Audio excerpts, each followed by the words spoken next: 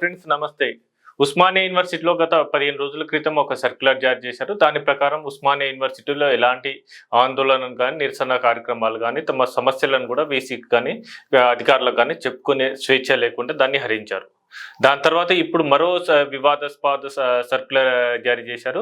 ఆ వివాదాస్పద సర్క్యులర్ ఏంటిది? ఆ సర్క్యులర్ జారీ చేయడమే కాకుండా ఉస్మానియా యూనివర్సిటీకి సంబంధించిన ఓ ఆచార్యుడు పాలమూరు యూనివర్సిటీకి రిజిస్ట్రార్గా నియమిస్తే అతన్ని రిలీవ్ చేయకుండా కూడా ఉస్మానియా యూనివర్సిటీ వీసీతో పాటు అధికారులు అతన్ని రిలీవ్ చేయకుండా అతన్ని అంటుపెట్టుకుని ఉన్నారు. సో ఇలాంటి విషయాలు ఉస్మానియా యూనివర్సిటీలో ఇలాంటి నిబంధనలు ఎందుకు తీసుకొస్తున్నారు అనే విషయాలను ఈ వీడియోలో చర్చించే ప్రయత్నం చేద్దాము. జర్నలిస్ట్ టైమ్ ఛానల్ని సబ్స్క్రైబ్ చేసి సపోర్ట్ చేయాల్సిందిగా విజ్ఞప్తి. ఉస్మానియా యూనివర్సిటీలో గత 15 రోజుల క్రితం ఒక సర్క్యులర్ జారీ చేశారు. ఆ సర్క్యులర్ ప్రకారం ఉస్మానియా యూనివర్సిటీలో ఎలాంటి ఆందోళన కానీ నిరసన కార్యక్రమాలు చేయొద్దు. దాని మీదనే గత 15-20 రోజులుగా యూనివర్సిటీ విద్యార్థులతో పాటు మేధావులు కూడా స్పందించేసి ఇది అప్రజాస్వామిక సర్క్యులర్ అని నిరసన కార్యక్రమాలు చేస్తున్నారు. విద్యార్థులు నిరంతరం దీనిపైన అనేక ఆందోళన కార్యక్రమాలు ప్రభుత్వానికి వినతి పత్రాలు అందజేయడం జరిగింది. కానీ ప్రభుత్వం నుండి కానీ ఇటు ఉస్మానియా యూనివర్సిటీ అధికారుల నుండి కానీ ఎలాంటి రెస్పాన్స్ అయితే లేదు. ఇదే సమయం ఈ సర్క్యులర్ జారీ చేసి దీని మీద వివాదం నడుస్తుండగానే ఉస్మానియా యూనివర్సిటీలో మరో 2 వివాదాలు చోటు చేసుకున్నాయి. అందులో ఒకటి వచ్చేసి ఉస్మానియా యూనివర్సిటీకి చెందిన ప్రొఫెసర్ రమేష్ బాబు పాలమూరు యూనివర్సిటీకి రిజిస్టర్గా నియమితులయ్యారు. ఈ రిజిస్టర్గా నియమితులైన అనంతరం అతను ఉస్మానియా యూనివర్సిటీ వీసీకి ఒక లేఖ రాశారు, ఒక అప్లికేషన్ వేశారు. అప్లికేషన్ ప్రకారం తాను పాలమూరు యూనివర్సిటీకి వీసీగా రిజిస్టర్గా నియమితులయ్యాను.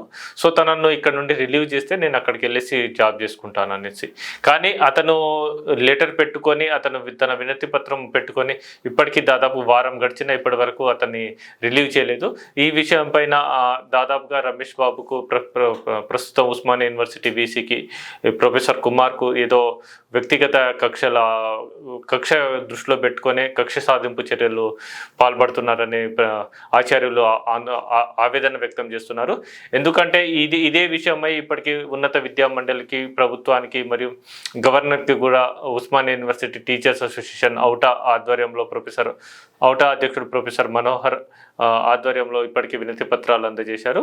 తమ సమస్యలను వారికి విన్నవించారు. ఈ సమస్య అలా ఉండగానే మరో సర్క్యులర్ కూడా ఉస్మానియా యూనివర్సిటీ అధికారులు జారీ చేశారు. ఈ సర్క్యులర్ ప్రకారం ఏంటంటే ఉస్మానియా యూనివర్సిటీలో సెమినార్లు, సదస్సులు కానీ కాన్ఫరెన్స్ కానీ ఏ విధంగా నిర్వహించాలి, ఏ విధంగా చేయాలని. గతంలో ఉస్మానియా యూనివర్సిటీలో భారీ స్థాయిలో ఆచార్యులు ఉండడం, అదేవిధంగా కాన్ఫరెన్స్కు సదస్సులు, సమావేశాలు కూడా భారీ స్థాయిలోనే జరిగేవి. కానీ ఇప్పుడు రాను ఉస్మానియా యూనివర్సిటీలో సదస్సులు, సమావేశాలే తగ్గిపోయినాయి. ఈ తగ్గిపోయిన నేపథ్యంలో కూడా వాటిపైన మరింత ఆంక్షలు పెట్టేందుకు ఉస్మానియా యూనివర్సిటీ అధికారులు సమాయత్తమయ్యారు. ఎందుకంటే ఇందులో భాగంగా ఏదైనా ఒక సైన్స్ విభాగం కావచ్చు, ఆర్ట్స్ విభాగం కావచ్చు, ఎవరైనా సరే ఒక సదస్సును, జాతీయ స్థాయి, అంతర్జాతీయ స్థాయి సదస్సును ఏర్పాటు చేస్తే ఆ ఏర్పాటు చేసే సమావేశంలో ముగింపు, ప్రారంభ కార్యక్రమాలను రిస్ట్రిక్ట్ చేస్తారు. అంటే వాళ్ళు చేసిన సర్క్యులర్ ప్రకారము ఆ కార్యక్రమాన్ని ఖచ్చితంగా ప్రారంభోత్సవం అండ్ ముగింపు అనేవి కేవలం 45 నిమిషాలు మాత్రమే నిర్వహించాలి. అంతేకాకుండా ఆ సమావేశానికి వచ్చే గెస్టులు ఎవరు, ఆ గెస్టుల పూర్తి డీటెయిల్స్ కూడా యూనివర్సిటీకి సమర్పించాల్సి ఉంటుంది. అంటే యూనివర్సిటీకి సమర్పించాల్సిన గతంలో అయితే ఇలాంటి నిబంధనలు అయితే ఏమీ లేవు. కానీ ఒక సదస్సుకు, ఒక జాతీయ, అంతర్జాతీయ స్థాయి నిర్వహించే సదస్సుకు ఒకవేళ ఆ సమావేశానికి వచ్చే లిస్టులను అధికారులకు సమర్పించాలంటే ఒకవేళ వారికి నచ్చని వారు ఉంటే దానికి అనుమతి ఇస్తారా లేదా అనేది కూడా వేచి చూడాల్సిన అవసరం ఉంది. ఎందుకంటే దాని మీద ఇంకా క్లారిటీ లేదు. ఎందుకంటే ఒక సదస్సుకు పిలుస్తున్న అధికారులను, ఒక ఎక్స్పర్ట్ను ఈ యూనివర్సిటీ పర్మిషన్ తీసుకోవాల్సిన అవసరం ఏమొచ్చింది అనేది ఇప్పుడు పెద్ద ప్రశ్న. దాంతోపాటుగా సదస్సుకు సంబంధించిన పూర్తి డీటెయిల్స్ని కూడా అధికారులకు ముందుగానే సమర్పించాలి. ఎక్కడ చేస్తున్నాము, ఏ డేట్న చేస్తున్నాము, ఎందుకు చేస్తున్నాము, దాంతోపాటుగా ఆ ప్రోగ్రామ్కి సంబంధించిన ఎలాంటి ప్రెస్ రిలీజెస్, అంటే మీడియాకు రిలీజ్ చేయాల్సిన ఎలాంటి ప్రెస్ రిలీజ్ కానీ త్రూ పిఆర్ఓ ద్వారా మాత్రమే చేయాలి. ఇండివిజువల్గా ప్రోగ్రామ్కి కన్వీనర్గా కానీ కన్వీనర్స్ కానీ ఎలాంటి ప్రెస్ రిలీజ్ చేయొద్దు.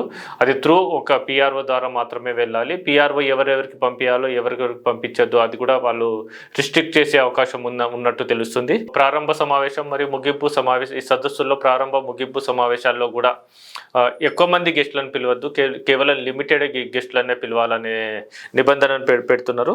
దాంతోపాటు మరికొన్ని నిబంధనలు కూడా, అంటే ప్రోగ్రామ్ షుడ్ బి హ్యావ్